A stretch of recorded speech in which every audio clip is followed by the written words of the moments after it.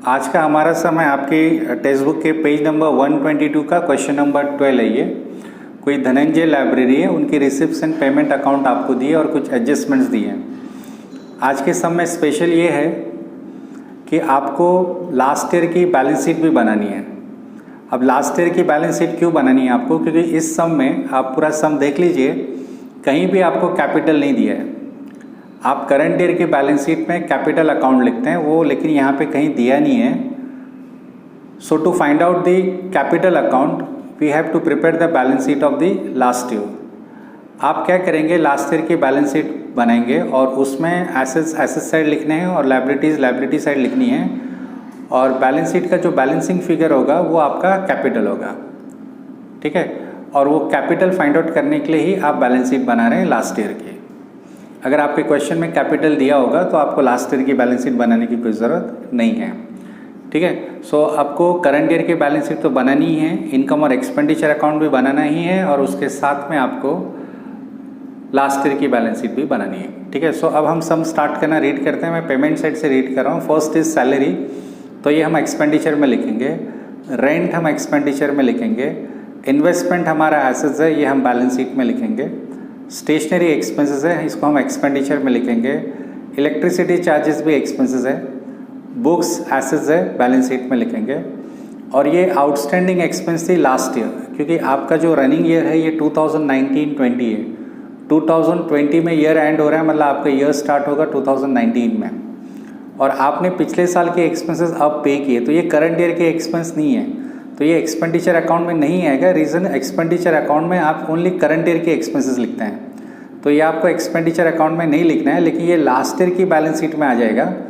Last year की balance sheet में इसलिए आएगा क्योंकि लास्ट ईयर आउटस्टैंडिंग था और ये अब पे हो गया, तो ये करंट ईयर की बैलेंस शीट में तो नहीं आएगा, बट ये आपको लास्ट ईयर की बैलेंस शीट में लायबिलिटी साइड लिखना पड़ेगा।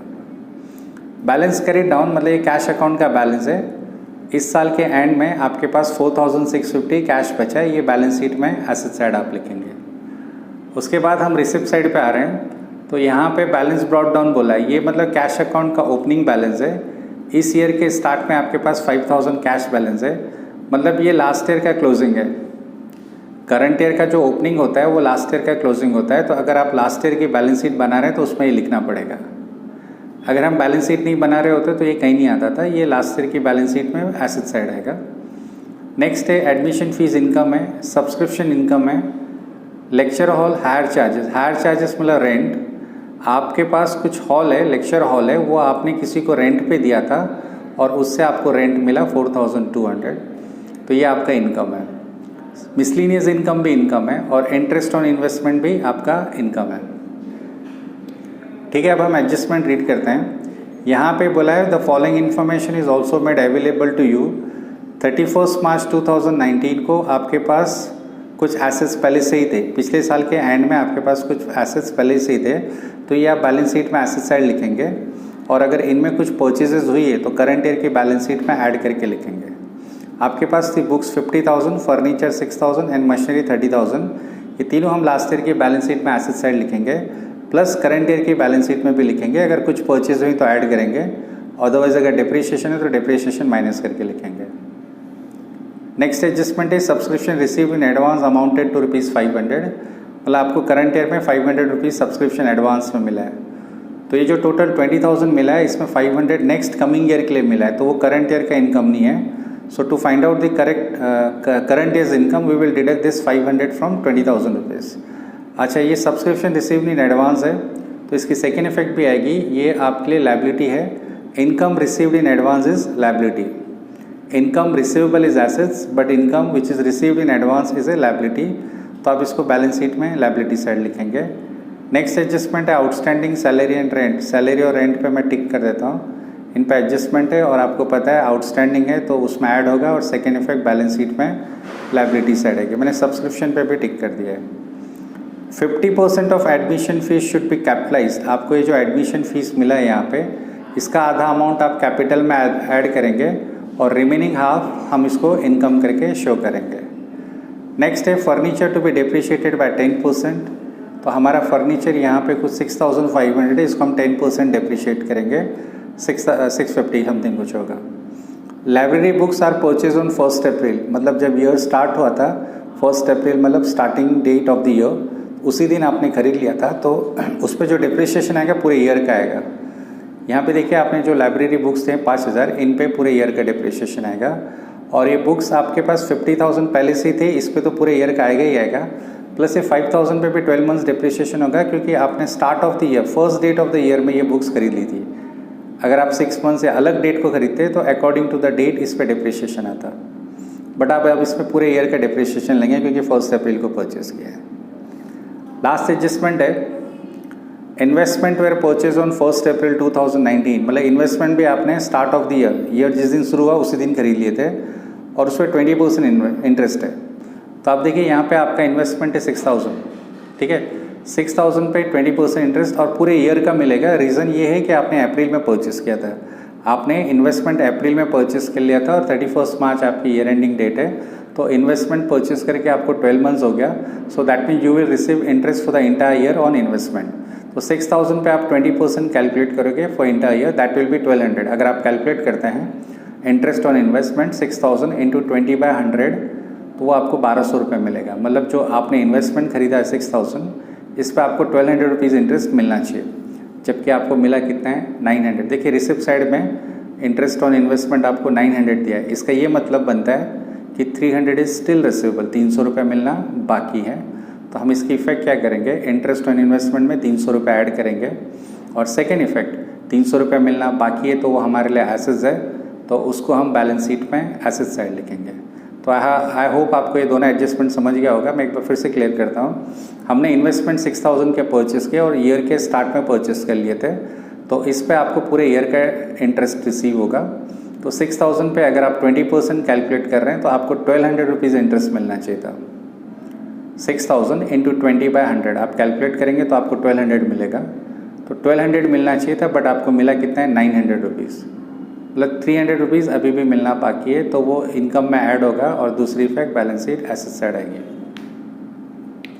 समझ गया होगा आपको। अब इसको हम सॉल्व करते हैं। सब इसके सॉल्यूशन पे देखते हैं। आपको लिखना है in the books of Dhananjay library, जो भी ऑर्गेनाइजेशन का नाम रहेगा, income and expenditure account for the year ended 31 मार्च 2020, और साथ ही साथ आपको बैलेंस शीट बनानी है एज ऑन 31 मार्च 2020, और उसके साथ ही एक छोटा सा बैलेंस शीट लास्ट ईयर के लिए भी बनाना है आपको समझ गया, आप इसलिए बना रहे हैं क्योंकि आपको कैपिटल मिसिंग है। कैपिटल दिया होता तो आपको लास्ट ईयर की बैलेंस शीट बनाने की ज़रूरत नहीं पड़ती थी। बैलेंस शीट एज ऑन 31 मार्च 2019, ठीक है। सो एक्सपेंडिचर साइड से हमने स्टार्ट किया। सैलरीज, रेंट और स्टेशनरी और इलेक्ट्रिक चार्जेस मैंने पहले लिख दिया। सैलरी और स्टेशनरी फर्स्ट कॉलम में लिखा है क्योंकि उन पे एडजस्टमेंट है। और उसके बाद इलेक्ट्रिसिटी चार्जेस के बाद नेक्स्ट दिया है बुक्स 5,000। तो आपके पास फर्स्ट एडजस्टमेंट में देखिए पहले से ही 50,000 की बुक्स हैं, तो वो आप एसेट्स में लिखेंगे बुक्स 50,000, और फिर आपने परचेज किए हैं 5,000, तो टोटल हो जाएगी आपके पास बुक्स 55,000, और इस पर डिप्रिशिएशन है, ये देखते हैं बाद में। उसके साथ है आउटस्टैंडिंग एक्सपेंसेस। नीचे आपको दिया है outstanding expenses of last year, तो वो तो इस साल के एक्सपेंडिचर में नहीं आएगी, पर लास्ट ईयर वो आउटस्टैंडिंग था, तो आप उसको बैलेंस शीट में लायबिलिटी साइड लिख सकते हैं आउटस्टैंडिंग एक्सपेंसेस। पिछले साल के बैलेंस शीट में हम उसको लिखेंगे, रीज़न पिछले साल वो अमाउंट आउटस्टैंडिंग था, तो आपने जब लास्ट ईयर बैलेंस शीट बनाएंगे तो वो लास्ट ईयर की बैलेंस शीट में आएगा। जैसे इस साल का आउटस्टैंडिंग एक्सपेंसेस इस साल के बैलेंस शीट में आता है, तो सिमिलरली लास्ट ईयर के आउटस्टैंडिंग एक्सपेंसेस लास्ट ईयर की बैलेंस शीट में आएंगे 500 रुपीज़। उसके बाद आप देखिए कैश अकाउंट का ओपनिंग बैलेंस 5,000 दिया है, तो कैश अकाउंट का ओपनिंग बैलेंस है मतलब लास्ट ईयर के कैश अकाउंट का क्लोजिंग है, तो वो लास्ट ईयर की बैलेंस शीट में कैश अकाउंट में आएगा 5,000। जैसे कैश अकाउंट आप इस साल का क्लोजिंग इस साल की बैलेंस शीट में लिखते हैं, सिमिलरली लास्ट ईयर का कैश अकाउंट का क्लोजिंग बैलेंस वो लास्ट ईयर की बैलेंस शीट में आएगा। करंट ईयर का ओपनिंग बैलेंस जो होता है वही लास्ट ईयर का क्लोजिंग बैलेंस होता है, ठीक है। उसके आगे चलते हैं। एडमिशन दिया है आपको, एडमिशन फ़ीस दी है 4,500, 4,500 बोला है आपको, और ये भी मेंशन किया है कि इसका हाफ अमाउंट आपको कैपिटलाइज्ड करना है। 4,500 है, उसमें से आधा लेस करना है, क्योंकि 50% कैपिटलाइज्ड करने बोला है, तो 2250 हाफ अमाउंट और 2250 आउटर कॉलम में जाएगा। और ये जो कैपिटलाइज्ड अमाउंट है ये आप कैपिटल में ऐड करेंगे। अभी तक हमको कैपिटल नहीं पता, अब हम बैलेंस शीट बना रहे हैं, वहाँ से हमको मिल जाएगा और वो मिलने के बाद हम उसमें एडमिशन फ़ीस ऐड कर देंगे। एडमिशन फ़ीस है आपकी 2250, ठीक है। नेक्स्ट है सब्सक्रिप्शन, तो वो मैं फर्स्ट कॉलम में लिख देता हूँ क्योंकि उस पर एडजस्टमेंट है। सब्सक्रिप्शन का अमाउंट है 20,000, फर्स्ट कॉलम में 20,000। उसके बाद है लेक्चर हॉल चार्जेस। आपने किसी को लेक्चर हॉल भाड़े पे दिया है। हायर चार्जेस मतलब एक दिन का होता है, रेंट कैसे मंथली होता है, हायर चार्जेस डेली बेसिस पे होता है, इसलिए उसको हायर चार्जेस बोलते हैं। 4,200 होता वो भी रेंट ही है बट वो डेली बेसिस पे होता है। मिसलिनियस इनकम, ये भी इनकम है। उसके बाद है इंटरेस्ट ऑन इन्वेस्टमेंट। हाँ, ये इंटरेस्टिंग एडजस्टमेंट है। इंटरेस्ट ऑन इन्वेस्टमेंट आपको 900 मिल गया है, तो इस पे एडजस्टमेंट पे आते हैं थोड़ी देर में, ठीक है। इस तरीके से हमारा रिसिप्शन पेमेंट पढ़ के पूरा हो गया। अब आप एडजस्टमेंट पे जाइए। फर्स्ट एडजस्टमेंट लिखा है library had the following assets, books 50,000, मतलब पिछले साल आपके पास बुक्स पहले से ही 50,000 थी। उसके बाद आपके पास फर्नीचर भी था लास्ट ईयर, फर्नीचर भी था लास्ट ईयर 6,500, और आपके पास मशीनरी भी थी 30,000। ये तीनों बैलेंसेस लास्ट ईयर के हैं, तो हमने यहाँ लिख दी 30,000, ठीक है। अब ये चीज़ें लास्ट ईयर आपके पास थी, मतलब करंट ईयर में भी कैरी फॉरवर्ड करेगी। फर्नीचर के साथ साथ मशीनरी है और मशीनरी पे कोई डिप्रिशिएशन नहीं है, तो वो सेकेंड कॉलम में जाएगा सीधा 30,000, ठीक है। मशीनरी के बाद नेक्स्ट एडजस्टमेंट है सब्सक्रिप्शन रिसीव्ड इन एडवांस, तो वो तो यहाँ से लेस हो जाएगा, लेस रिसीव्ड इन एडवांस 500 और आउटर कॉलम में जाएगा 19,500। और इसकी second effect liability, balance sheet में लायबिलिटी साइड आएगा सब्सक्रिप्शन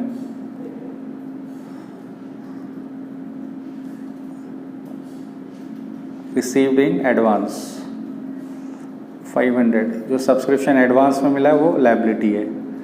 उसके बाद नेक्स्ट है आउटस्टैंडिंग सैलरी एंड रेंट, तो ये कोई इश्यू नहीं होना चाहिए। आउटस्टैंडिंग सैलरी और आउटस्टैंडिंग रेंट, आउटस्टैंडिंग सैलरी और आउटस्टैंडिंग रेंट आप दोनों में ऐड करोगे और दूसरी इफेक्ट बैलेंस शीट में आएंगी। यहाँ पे आप लिखेंगे outstanding expenses and rent 950, total outer column में 2250।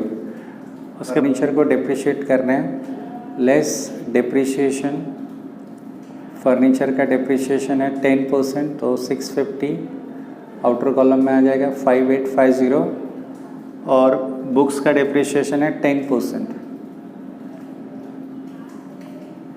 5,500, तो आउटर कॉलम में आएगा 49,500।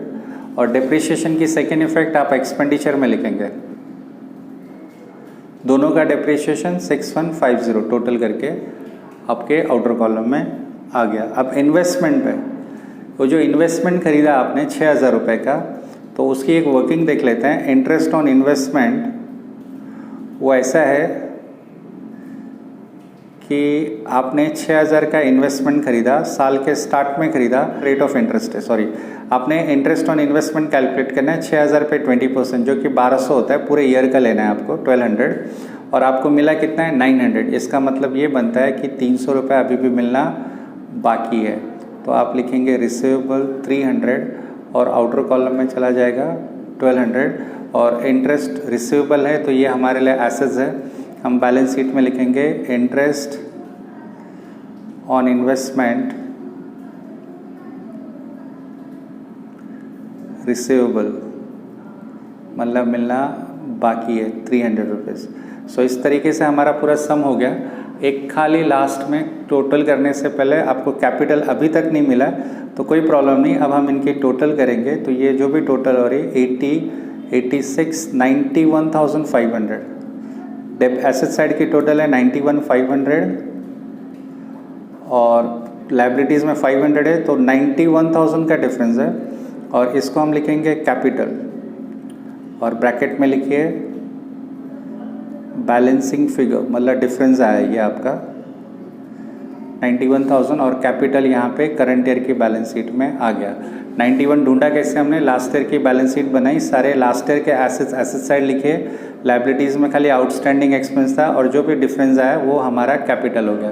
और ये कैपिटल अब हमने करंट ईयर के बैलेंस शीट में लिख दिया 91,000, जिसमें कि एडमिशन फीस का आधा अमाउंट ऐड करेंगे और थोड़ी देर में हमको यहाँ से सरप्लस मिलेगा या डेफिसिट मिलेगा। तब इसकी टोटल करके देखते हैं। तो जब हम इसकी टोटल कर रहे हैं तो इनकम साइड की टोटल है 27,400 और एक्सपेंडिचर साइड की टोटल है 27,100। तो ऑब्वियसली क्रेडिट साइड ग्रेटर है 27,400,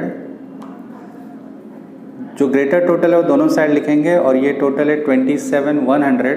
तो 300 रुपये का डिफरेंस है, इसको आप लिखेंगे टू सरप्लस और ये कैपिटल में ऐड होगा। इसके ब्रैकेट में आप लिख सकते हैं excess of income over expenditure, surplus is 300। अब सरप्लस हम कैपिटल में ऐड कर रहे हैं 300, तो टोटल मिला के कितना हो जाएगा ये 93। ठीक है, अब इसकी टोटल कर दीजिए एसेट साइड और बैलेंस शीट में, तो ये टोटल आ रही है 96,300 और दोनों साइड इक्वल आ गया, इसका मतलब आपका टैली हो गया। ठीक है, समझ गया होगा आपको। Thank you.